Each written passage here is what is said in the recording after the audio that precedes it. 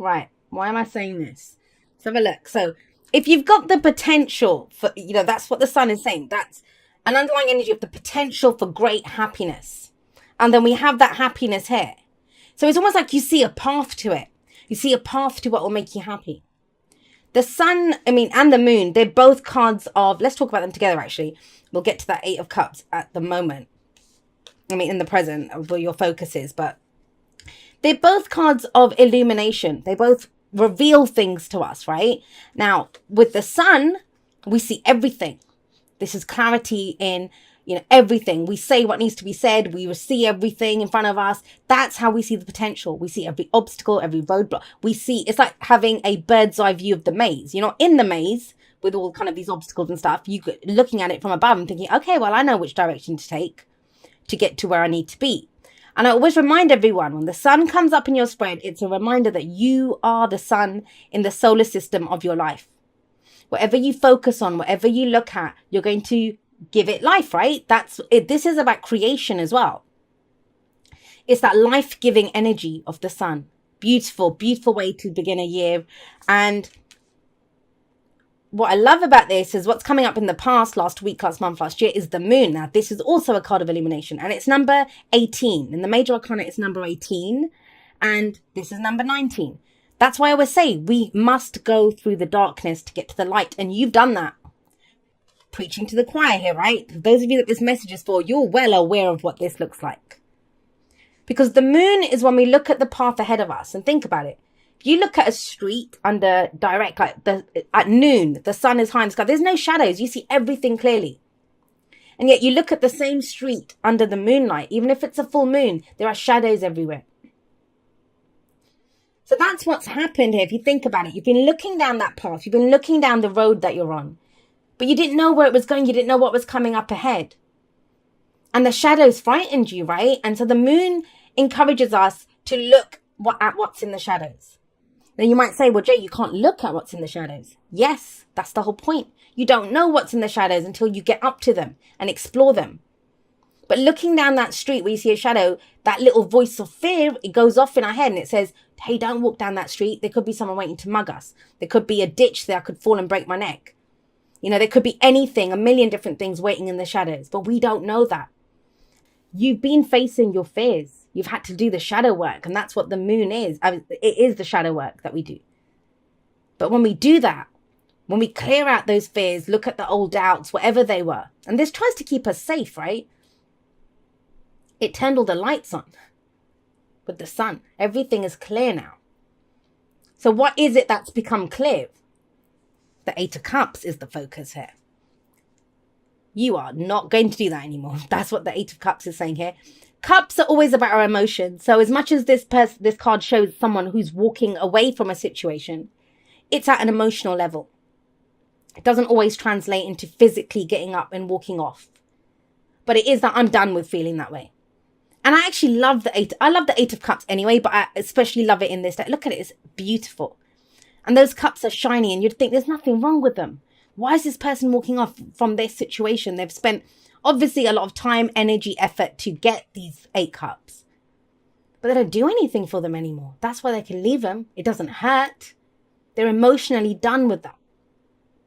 Now, I see this as a card of progress. Because when we leave something behind, even at an emotional level, we are going towards something new. We're going towards something new. And it's very interesting to me, especially if you have a look, that moon's out, right? It's a full moon there. And this person's kind of walking off into the middle of the night. They're not waiting for the sun to come up.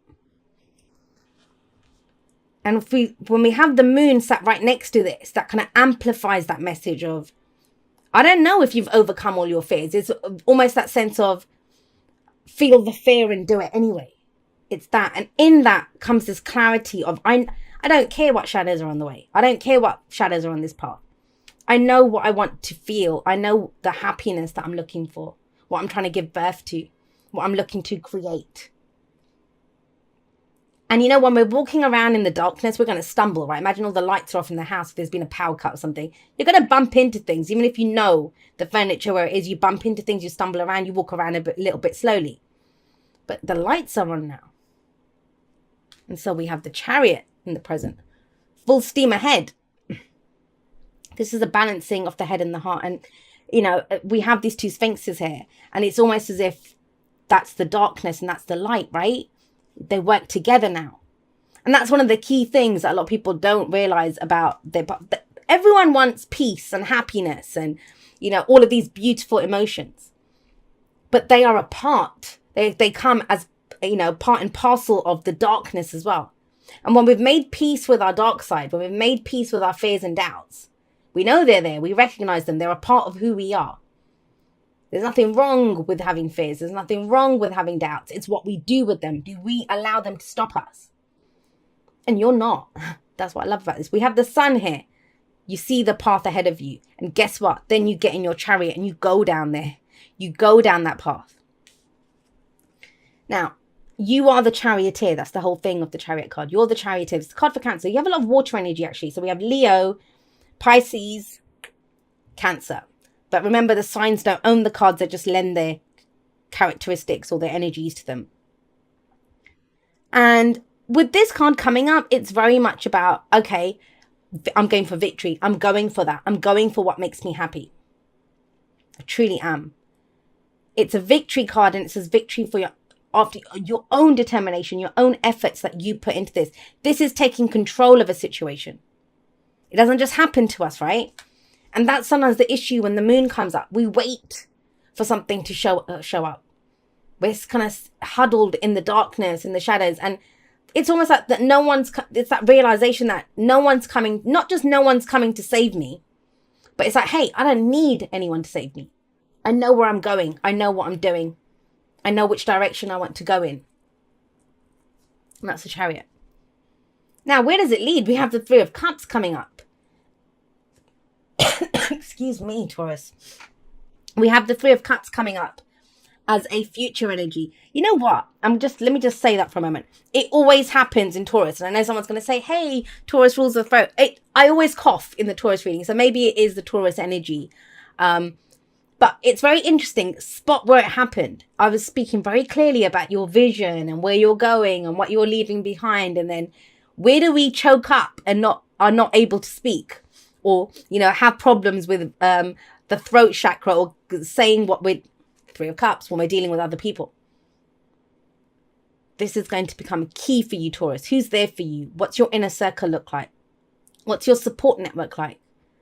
Because, this is all very solo energy. I'm done with this. I see the light. I see my shadow self. I know what effort I'm ready to put in. This could be travel. This could be going forward, whatever direction. It's such a big energy. You can apply this to just about any area of your life, but you're not doing it alone. You're not doing it alone. Because both of these cards, and you know what? Both of these cards talk about reunions in one sense. Now, I want to be clear here. I'm not seeing whatever coming back from the past. I'm not doing whatever. This is not about that. That's not what this reading is about. This reading is about that journey that you've been on, that dark night of the soul that you've traversed, that you've gone through. The light at the end of the tunnel, you've come out of there now. But who is on the other side with you? That's what becomes key then. The self stuff, you're good on that. Right up into the Chariot, you're good on that. Three of Cups, it's your support network. Who's there for you? I want to actually see what's at the bottom of the deck because I didn't look. Let's see. The Wheel of Fortune.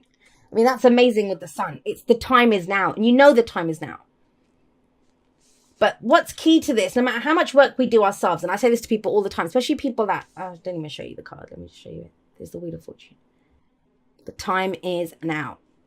And it's interesting. I said this for Aries reading because they got the Hermit. The Hermit comes up before the Wheel of Fortune.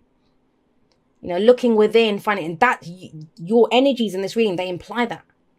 But when we come out the other end, there's going to be people that our tribe, who's our inner circle, who's our core inner circle. Three of Cups. Celebrating with people, people that we love and support and that love and support us. You're not doing this alone. And I think that's the next step for you. You're good on where you are. Who are you taking with you on this? And that's the advice as well. The advice is the Ten of Cups. What's your happily ever after? What's your happily ever after? There's nothing really, what's the sticky point here? Nothing. You know what you're emotionally done with. You see the path forward. You've done the shadow work. I mean, all I can say is from all the readings that I've done recently, I've seen it's almost as if, and that could be just the tail end of December, like, and it kind of creeps into the beginning of January. But that sense of, well, that happened in the past, or I got frightened in the past, or maybe this happened. And that's bullshit. We leave that. That's why what we focus on right now, what our story is, what the next step is, our focus has to be on that. It will keep us clear and where we're going. Because you have the Ten of Cups in, and that's the family, that's the happily ever after. If you think about it, the Eight of Cups, the person leaves the Eight Cups to go get the Nine of Cups, which is the wish card, right? Your heart's desire. But the person in the Nine of Cups is sat there by himself with all these cups. But that's the wish card. That's where you get what you want. But it's not what you need. The need is when we share it with the people that we love. Where we have others that are tribe, and it's family, but family isn't always blood, right? And so the kind of sticky point, the only kind of implying, it's so tiny. I'm taking a magnifying glass to it because I saw that message there. It's this, whatever fears and doubts were there before. And the fears and doubts are coming from what other people are. You've got good on yourself. It's now sharing it, or who we take with us, or who we include in this journey. And it has to be about support, my lovelies. It has to be. Not about what you can do for them. And I don't even think you're at the point of what they can do for you. It's that mutual enjoyment of we're doing this together. We're moving forward together. We celebrate each other's successes together. That's very important here. The support aspect is what I'm getting very strongly. All right, Taurus, thank you so much for watching your reading. I will be doing a live outro. It'll either already be up, in which case I'll have linked it at the end of this, or you'll see the kind of pre-notification that I'll be going live soon. I just want to say I love you guys very much. Beautiful reading. Beautiful reading. I will see you next time, but that's all for now. Goodbye.